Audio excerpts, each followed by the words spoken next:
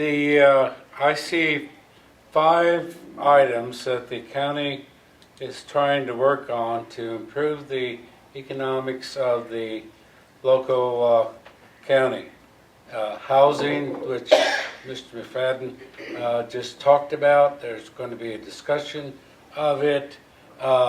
Workforce, developing a workforce. We don't have real high unemployment. If we get all these jobs at the pad center, etc., we're going to be having trouble finding all these people. They're going to come out of the rut work, I think, hopefully. Medical care, it scares me when they talked about making cuts to Medicaid. I heard rumors that the local hospital is going to have problems. I even heard somebody made a prediction that they could even close. I certainly hope not.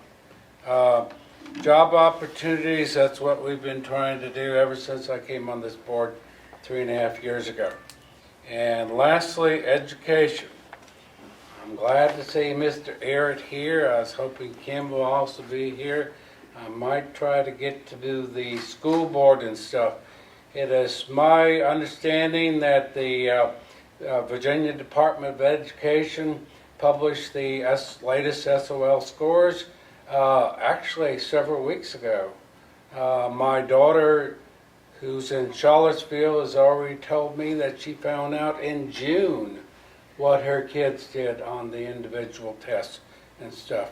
I have talked to Mr. Littleton, I've talked to Miss Duncan, I've talked to Mr. Umstead, and I have concerns about how well the school system is doing.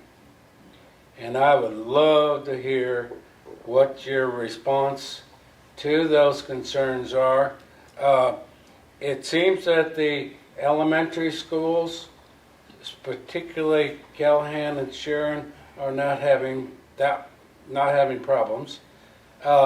You need to find out what Sharon is doing right, and you need to duplicate that over the entire county. The scores that I see here, I think that they have to take like 60 questions, and each one's worth about 10 points, and you have to pass 2/3 of the questions in order to get a passing score. Is that correct?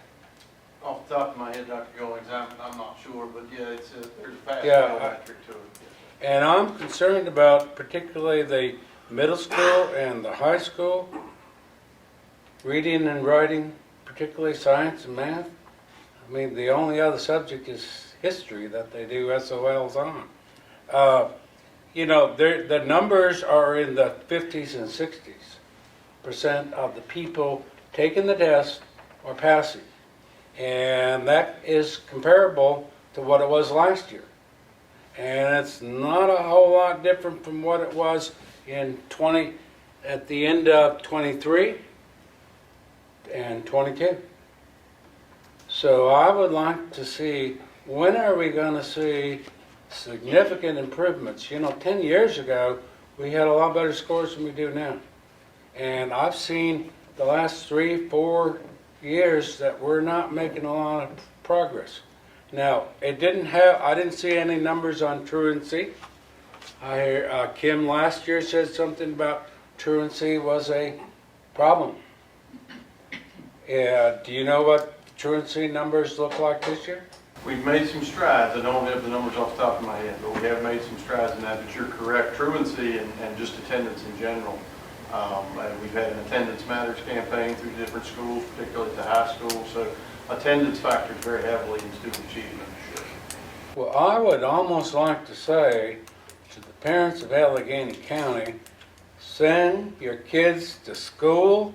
Make sure that they ride the bus if they have to. Make sure that they get off at the building and stay there all day long and work on it. I heard someone made the comment that we didn't score very well in history on the SOLs because we don't score very well on reading and writing. And that's a lot of history. Science and math scores are not not very good. And I've heard a lot of people in this community, we need to wake up, we need to get the community to help you. And I think that we, need to work on it. And I'd like to see what you guys got to say in a couple weeks. Yes, sir. Happy, appreciate your interest and happy to talk with you in more depth as we're able. Okay, thank you. That's all. Thank you, sir.